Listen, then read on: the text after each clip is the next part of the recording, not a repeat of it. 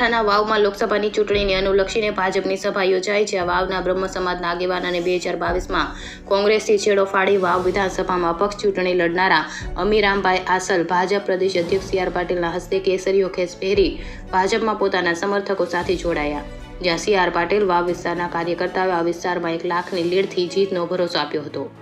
લોકસભાની ચૂંટણીને લઈને ભાજપ કોંગ્રેસ જોરશોરથી ચૂંટણી પ્રચારની સાથે જોડતોડથી રાજનીતિ કરી રહ્યું છે, ત્યારે આજે બનાસકાંઠાના વાવમાં લોકસભાની ચૂંટણીને અનુલક્ષીને ભાજપની સભા યોજાઈ, જ્યાં વાવના બ્રહ્મ સમાજના આગેવાન અને 2022માં કોંગ્રેસથી છેડો ફાડી વાવ વિધાનસભામાં અપક્ષ ચૂંટણી લડનારા અમીરામભાઈ આસલ ગુજરાત ભાજપ પ્રદેશ અધ્યક્ષ સી.આર. પાટીલના હસ્તે કેસરીઓ ખેસ પહેરી ભાજપમાં પોતાના સમર્થકો સાથે જોડાયા, જ્યાં સી.આર. પાટીલ વાવ વિસ્તારના કાર્યકર્તાઓએ આ વિસ્તારમાં 1 લાખથી લીડથી જીતનો ભરોસો આપ્યો હતો। અમીરામભાઈ આસલના ભાજપના આવવાથી કોંગ્રેસની ચિંતા વધી છે, તો ભાજપને મોટો ફાયદો થશે। સી.આર. પાટીલ અમીરામને ભાજપમાં આવકારતા કહ્યું કે અમીરામભાઈ મને મળવા આવ્યા હતા અને મને એમને કહ્યું હતું કે મારે બીજેપીમાં જોડાવું છે, એટલે મેં કહ્યું કે મારે ત્યાંના લોકો નેતાઓને પૂછવું પડશે। મેં અહીંના લોકોને પૂછ્યું તો તેમણે કહ્યું કે અમીરામભાઈ આવશે તો 1 લાખની લીડ અહીંથી આવશે।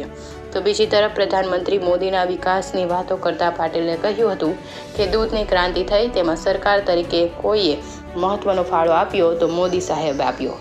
અનેક વિસ્તારોમાં પીવાના પાણી કે ખેતરોને લીલા કરવા મોદી સાહેબે પાણી પહોંચાડ્યું।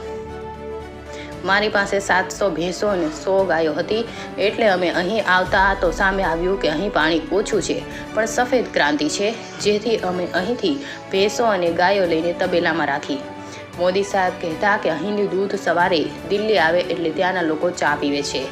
મોદી સાહેબ 24 કલાક લાઇટ આપી અને બહેનોના એન્ટરટેનમેન્ટ માટે ટીવી ચાલુ થયું, અને આજે કોઈ સૌથી મોદી સાહેબનો પ્રેમ કરે છે તો એ બહેનો છે।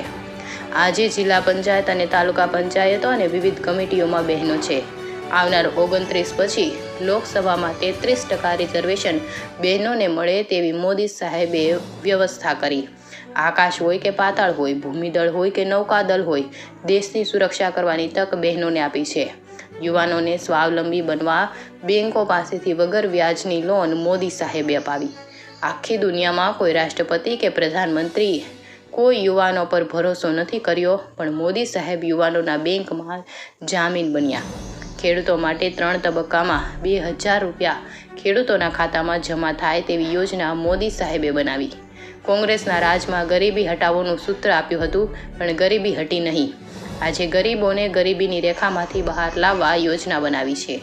આ ત્રીજી ટર્મમાં દેશના એક પણ ગરીબ ન રહે તેવો મોદી સાહેબે સંકલ્પ કર્યો છે। વિકાસના કામોની સાથે સાથે દેશની સંસ્કૃતિ માટેના પણ કામો કર્યા। રામ મંદિર બનાવવાનું વચન મોદી સાહેબે પૂરું કર્યું। 370 કલમ રદ કરીશું તેવું કહ્યું હતું, તે કલમ રદ કરી। મોદી સાહેબને કોંગ્રેસના એક નેતાએ કહ્યું હતું કે 370ને હાથ મત લગાડજો, હાથ દાજી જશે, પણ મોદી સાહેબ ડરે તે બીજા।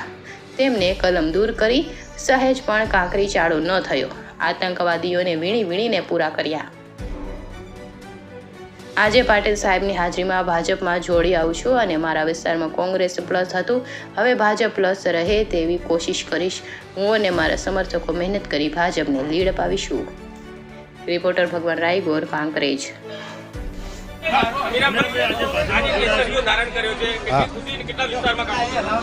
આજે સી.આર. પાટીલ સાહેબ ગુજરાતના પ્રદેશ અધ્યક્ષની હાજરીમાં મેં ભાજપમાં જોડાણો છું, અને મારા વિસ્તારના 172 ગામોના બધા મારા સમર્થકો હાજર રહ્યા, અને બધાનો હું આભાર માનું છું, અને મારા પ્રત્યે જે લાગણી રાખી અને મને ભાજપમાં જોડાવા મારી સાથે બધા જોડાણા એ બદલ તમામ સમાજોનો ખૂબ આભાર માનું છું।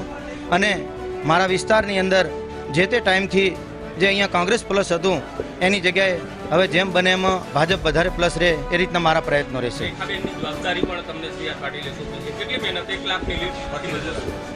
હવે હું અત્યારથી હાલ મોટી વાત નહીં કરું, પણ શક્ય હશે એટલું હું મારાથી થતા તમામ પ્રયત્નો કરીશ, અને મારા સમર્થકોને વધારેમાં વધારે પ્રેશર કરી અને જેમ બને એમ ભાજપના દરેક બૂથની અંદર વધારે લીડ નીકળે એવા પ્રયત્નો કરીશ।